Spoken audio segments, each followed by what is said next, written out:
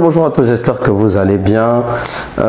Vous avez été nombreux à m'envoyer les articles, même un sujet vidéo diffusé sur Gabon Media Time concernant le problème de la répartition de la subvention destinée à la presse. C'est une affaire que je regarde de près depuis le début et je suis malheureusement et au regret de vous dire qu'il s'agit là d'une banale affaire de chantage, de journaleux et surtout de pratiques journalistiques, enfin d'une certaine presse qui ne veut pas changer et qui ne veut pas comprendre que les choses ont changé. Je vais vous y amener au fur et à mesure parce que c'est toujours preuve à l'appui.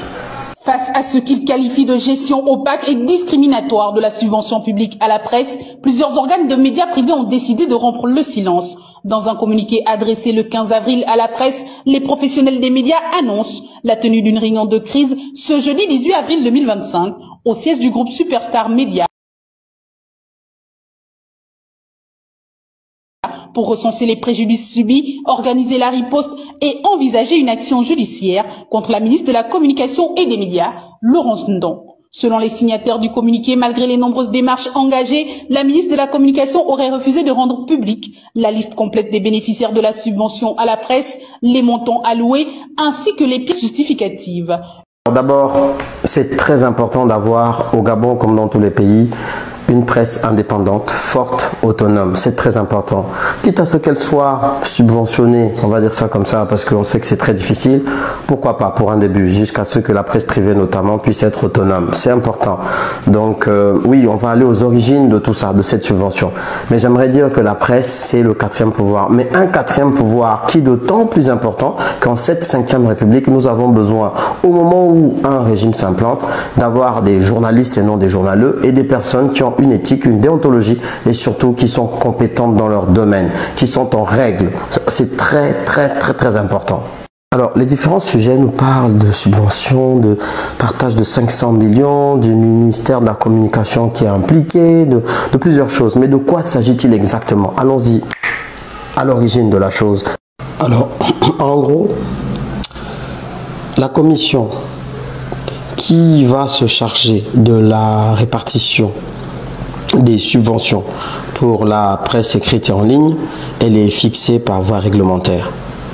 Donc la décision 003/MCM/SG/DKJ/2024 va fixer la composition de cette commission et là-dedans, on va se référer à une autre décision réglementaire qui est donc l'arrêté numéro 00939/MCM/SG/DKJ 2024 qui date du 4 décembre 2024 et cet arrêté lui va fixer les conditions d'éligibilité et les modalités d'éligibilité de la presse écrite et en ligne pour recevoir justement cette subvention.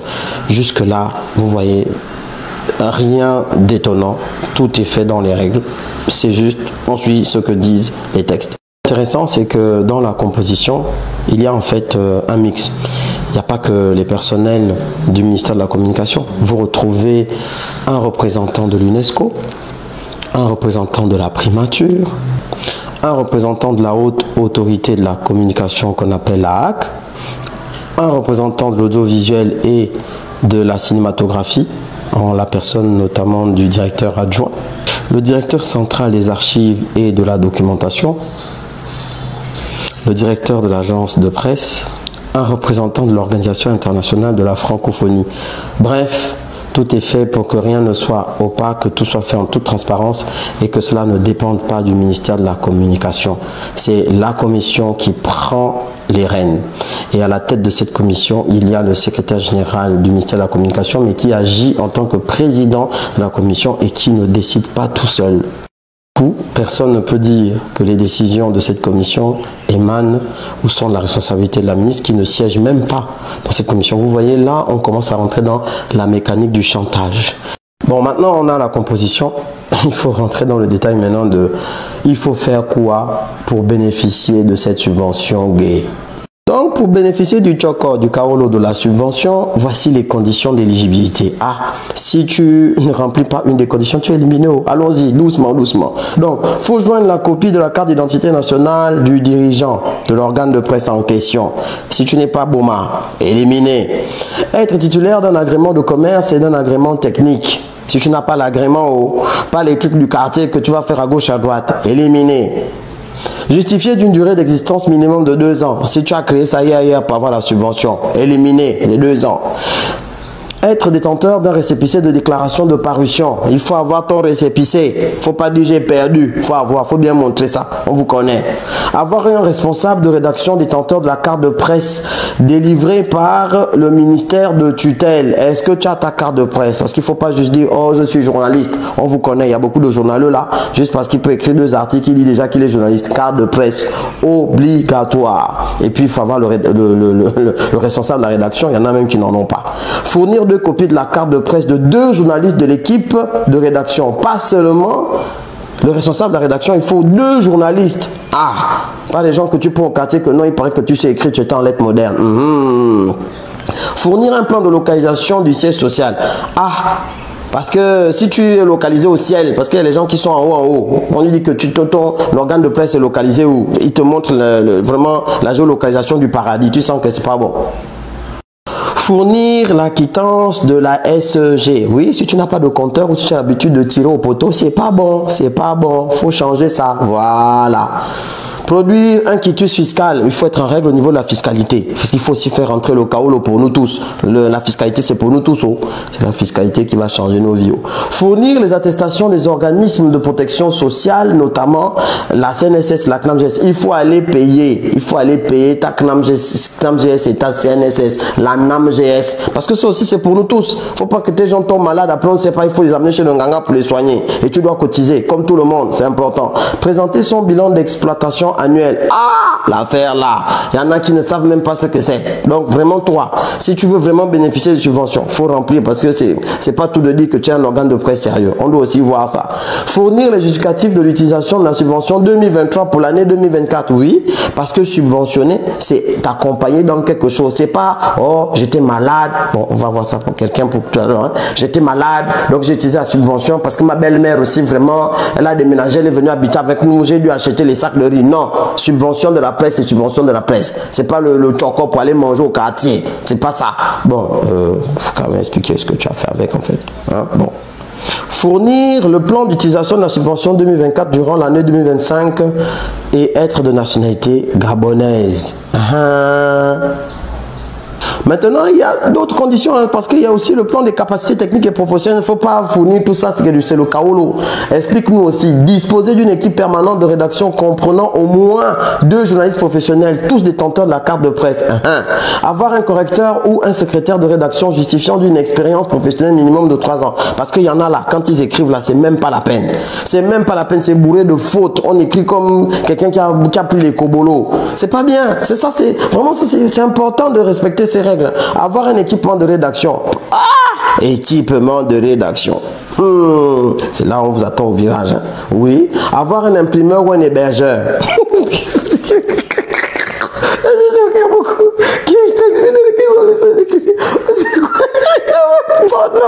Être détenteur d'un contrat d'hébergement pour les médias en ligne. Imprimé sur le territoire national, ouais, voilà. Oui, parce qu'il faut que l'argent du Gabon tourne au Gabon, voilà. C'est ça, oui, ça c'est bien, moi je suis d'accord. Sur le plan de l'observation des règles d'éthique et de déontologie, ne pas avoir été sanctionné par l'autorité de régulation.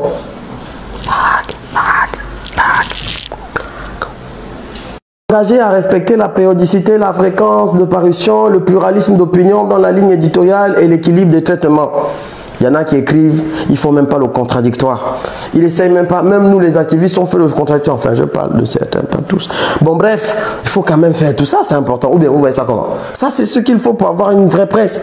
Maintenant, là, si tu ne respectes pas, si tu n'obéis pas, si tu ne remplis pas une des conditions, éliminé. C'est pas la peine de venir pleurer. Maintenant, allons dans le détail de la chose par rapport au rapport. Non, tous les organes de presse ont été informés. Très bien. Et puis, ils ont constitué leur dossier pour bénéficier de la subvention. Est-ce que ça, c'est mauvais? C'est bien.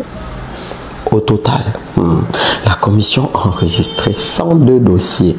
Donc les gens qui veulent la subvention, 102.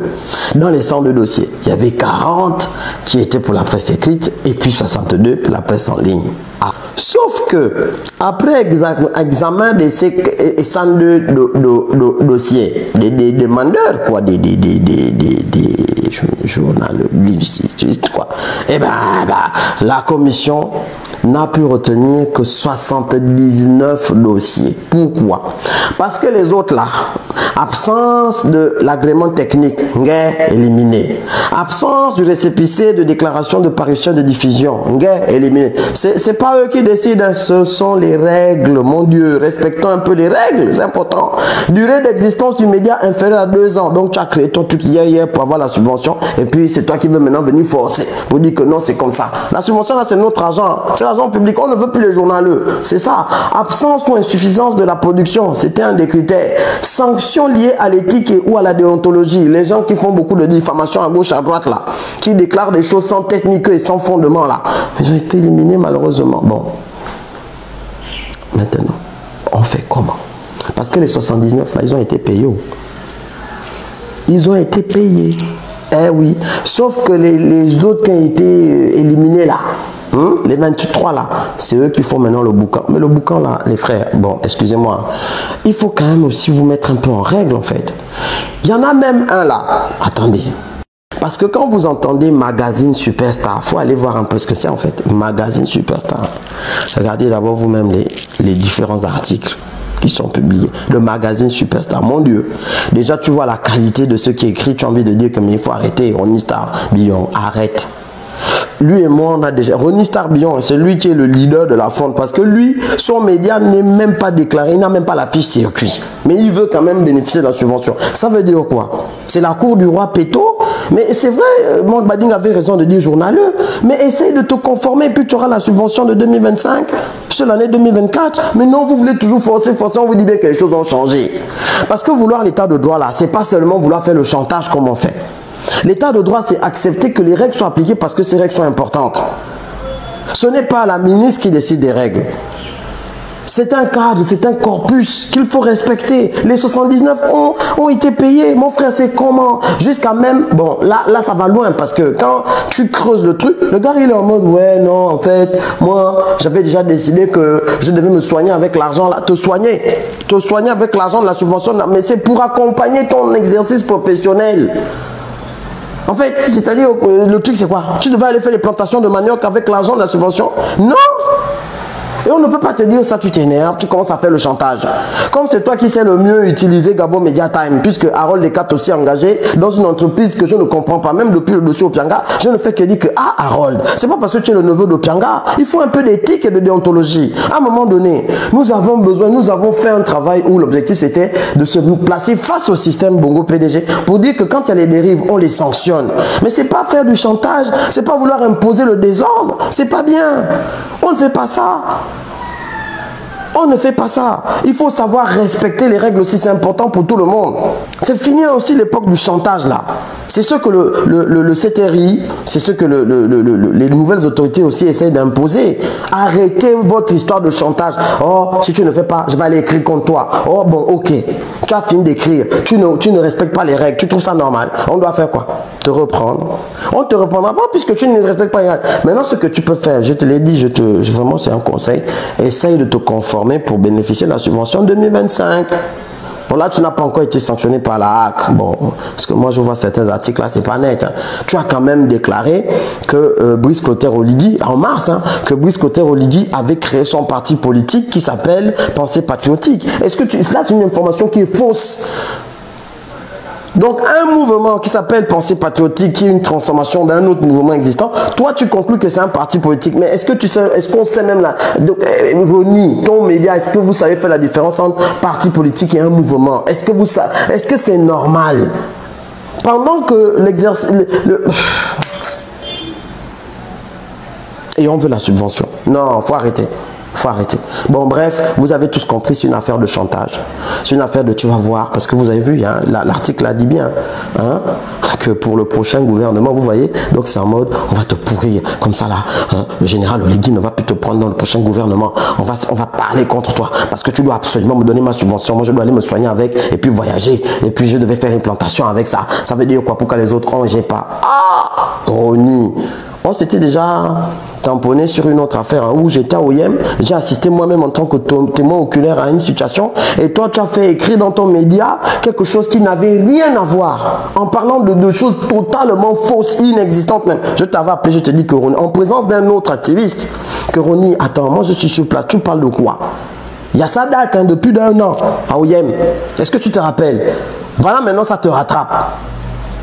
Arrêtez, sortez des axes journaleux. Essayez un peu de faire des choses correctes. Nous en avons besoin. Nous avons besoin d'une presse qui sait faire le véritable contre-pouvoir et qui sait utiliser ses subventions pour la profession. Parce que c'est de ça qu'il s'agit. On ne subventionne pas autre chose que votre profession et le fait que vous puissiez investir. Parce que pendant ce temps, peut-être tu as trouvé des stagiaires là-bas qui sont payés à 20 000. Hein? Quand la subvention tombe, ils ne voient même pas la couleur. Les pigistes que vous prenez, vous leur donnez 2 000, 3 000. Oh là, c'est l'argent de taxi. Non. Non, il nous faut une presse de qualité, c'est important. Là où ça devient inquiétant, c'est que déjà vous avez vu que toutes les décisions de la commission, elles sont transparentes parce que chaque organe de presse qui a été éliminé, hein, a reçu le pourquoi il a été éliminé. Bon, ça c'est pas un problème, c'est la transparence. Mais c'est surtout que ils disent certains là, ceux qui se plaignent là, hein, qui ont été éliminés pour des raisons que vous avez tous compris, que oh non, rendez public les montants reçus par chaque organe de presse. Qui? Les BOMA eux-mêmes, les gens qui ont siégé à la commission disent que non. Je ne veux pas que ce soit publié que voici combien j'ai reçu parce que quelqu'un peut me lancer le 15, il va aller me féticher au cap parce qu'il a entendu qu'il y a 500 millions qui ont été divisés par 79 et que j'ai reçu peut-être un petit choco de 6 colos ou 5 colos, ça dépend par rapport 7 colos. Enfin, je ne sais pas, faites vous-même le calcul, je ne suis pas là-bas. Hein? Donc, quand ils vont entendre ça, moi je suis maintenant mon rangueur. Non, eux-mêmes ils ont décidé dans la commission que non. Donc, les collègues qui n'ont pas, pour des raisons logique bénéficier, disent maintenant aux autres que acceptez de publier combien vous avez reçu. Les autres disent que non, mais pourquoi ça tombe sur les autorités? En fait, je comprends pas. Faut aussi... Bref, le chantage, c'est pas bien. L'homme qui a peur, sinon il n'a rien.